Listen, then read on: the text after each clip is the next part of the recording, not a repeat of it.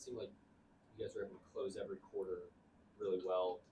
What does it take for a team to be able to get a grip on the game in the middle of the game at different stages and kind of win those momentum sections of the game?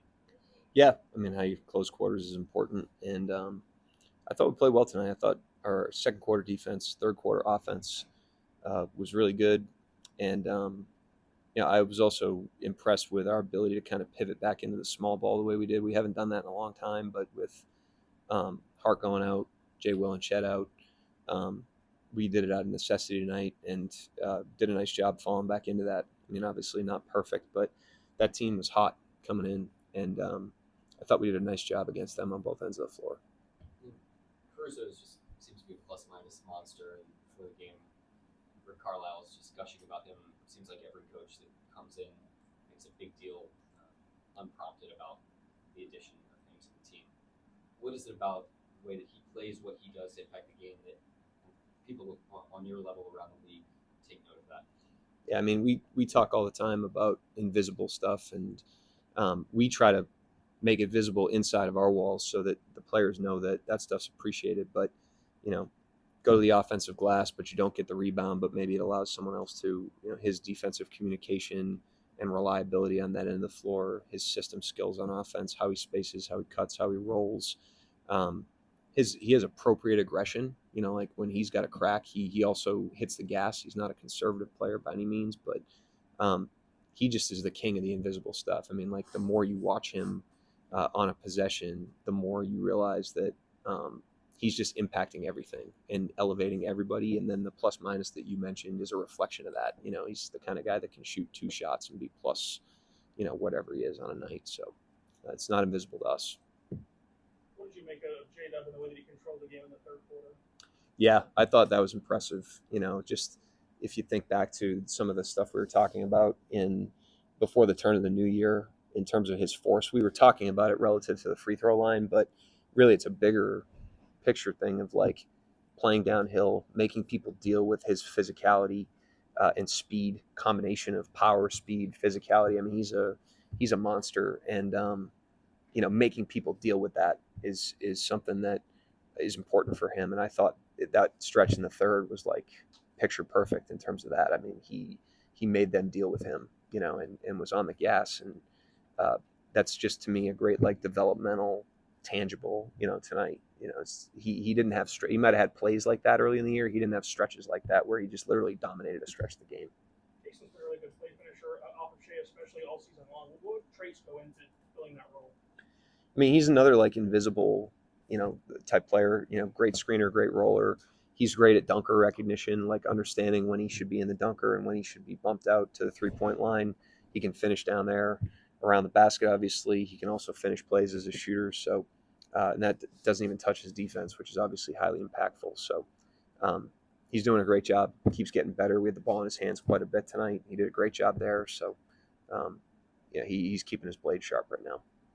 You guys have like very little standing drama around you. It's been like that for a while. But I mean, yet you won 8 in a row. You guys look very focused out there. Has it been a challenge at all? With the stakes in a lot of ways being lower to maintain what we're maintaining? No, because I mean, there's nothing about this team that's challenging to coach. They're just like internally motivated, internally competitive. They hold one another accountable to their standards of togetherness and competitiveness. And they when the scoreboard's on, they're ready to roll. And I also think we understand every single game you're either going to get better or get worse. And we don't want to be a team that's coming out of the end of the season dull, because we're coasting. So we want to improve, and we improved tonight. We haven't played small like that in a very long time intentionally, and we dusted that off tonight very well, and got those fundamentals back in the game, and fell back into that well. And that could be something we have to go to at some point. So that's an example of that. I guess quick follow up big picture. Do you think there's anything to like you guys collectively wanting to like kind of put a bow on what this season has been from a wins total, statistical perspective? Do you think there's any of that of like the perfection of the group just trying to run through the finish line of what you guys have done? I think the running through the hell yeah. I think the running through the finish line is more about improving. I think if you asked every single one of them, they don't look at it like that. I think they're very conditioned to tackle the next day, the next game, and they're excited to compete more so than think big. Like we understand that if you want to accomplish the bigger things, you got to stack up to them, and they're really committed to that. And I know I say it every single game, so it sounds cliche at this point, but like they do it. So clearly they're committed to it. But we need to stay committed to it if we want to continue to improve.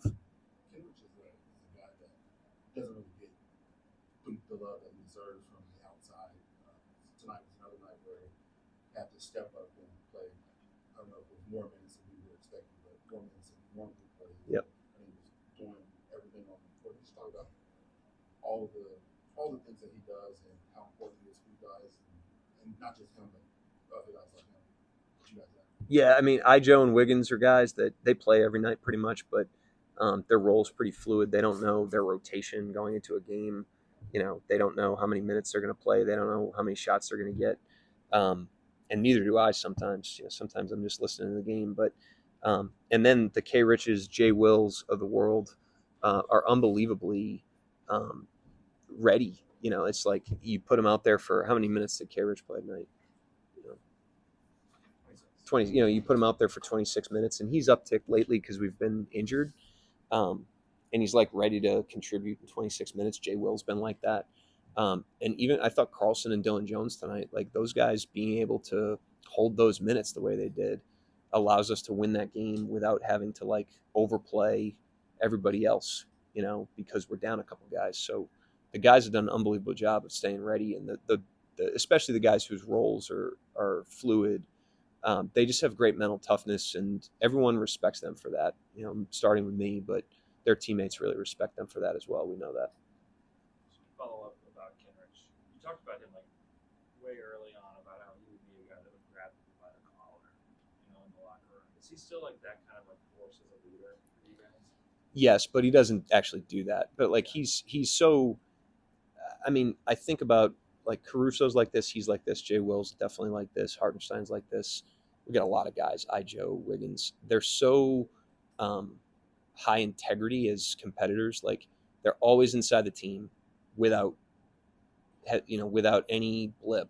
They just are unflinchingly inside the team, and they're unflinchingly competitive, and that earns a lot of respect in a locker room. And when they're like that, despite the fact that they might be sacrificing role or minutes or whatever, or we're talking about invisible stuff with Caruso, like despite the fact that, you're contributing more than people see, but you're still inside the team and you're still competitive every night, the respect they earn in the locker room is immense. And Kenrich has been doing that for 5 years here. So he's had that all the way through. And so, I just can't speak enough about, certainly my respect for them, but the respect I know the locker room has for those guys. And then Shai, you've coached Shai for a long time. Talk about like his big jumps that he makes every year. Yep. What have been like the biggest jumps that you've seen from him since you started coaching? I think if you look back to, for where he is now to then, I think the speed he's playing with, in transition, inside of actions, and like on the catch is a huge jump. I think his defense has really improved over that time. And then, at that time, he's a young player. He's in his second year. Your scope as a player is narrow when you're in your second year. You're just trying to like, stay in the NBA, establish yourself, figure out how good you are. And you tend to be, tight. And over time, he's just widened that lens to where now I think he sees almost everything through a team lens. And despite the fact that he's like on the doorstep of winning an MVP award last year and this year, it's like he sees things through a broader lens and sees things through the lens of the team. And so he makes incremental growth almost monthly, it seems.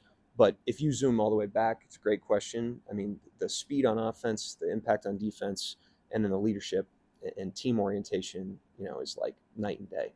He's really done an impressive job.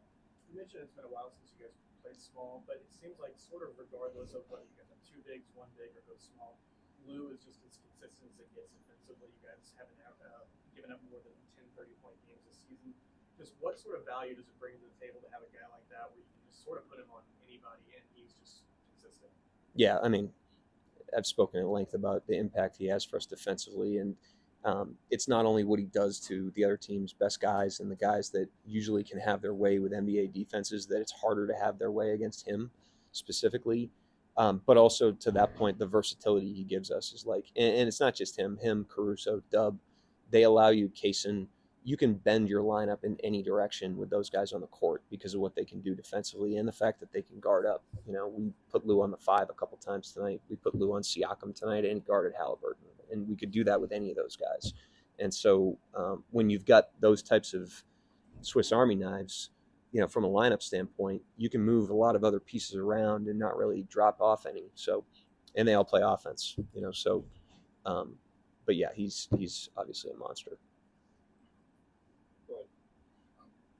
You mentioned not having to overplay guys. How much of that is part of the plan for you guys? This year's kind of been an anomaly with all the injuries you guys have, but you've been a guy that has routinely played 11, 12.